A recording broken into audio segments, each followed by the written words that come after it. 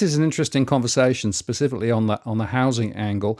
I have to say that the amount of doublespeak that is out there at the moment is just getting higher and higher and higher. And the more that people say housing wealth is increasing, everybody's fine, nothing to see here, and then I look at the data, I'm thinking you're further and further and further and further from the truth. It must be deliberate. Well, it's funny that, like you look at the numbers, say from Cotality, the artist formerly known as CoreLogic was recently kind enough to share their vacancy rate data with me going back almost 2 decades. And you look at their numbers and you look at their press releases, and it's the vacancy rates are the lowest they've been on since their records began, and significantly lower than when their data set began. And I just think it's funny that this doesn't rate more of a mention. Like, this is a crisis. This is, people struggling to pay rent. This is people struggling to get rentals.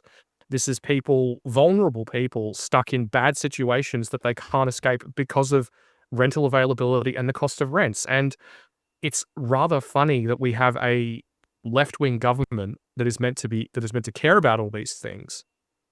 Well, I can tell you something. I have been doing quite a lot of work, specifically on the rental sector of the market. In my surveys, I see that coming through, and I have some very rich data on the pressures on renters. And I've been pushing this around a few of the media outlets in recent weeks. And do you know what they all say? This isn't news. And I'm thinking, well, why isn't it news? This is one of the most critical things that is actually affecting real Australians at the moment. And yet it doesn't seem to warrant a mention. Now, of course, every time anything to do with mortgages comes up or mortgage stress, they are all over it, right? But the rental stress story, and remember, in my surveys, 75% of those in the rental sector have cash flow pressures. 75%, three quarters.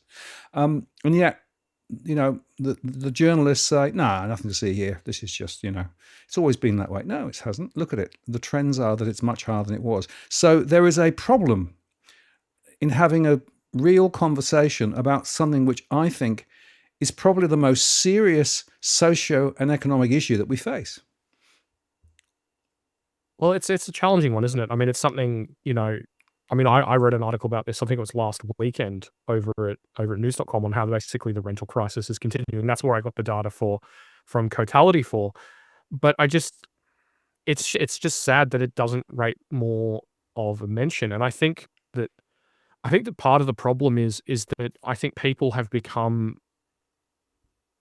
desensitized to it. They've become numb to it.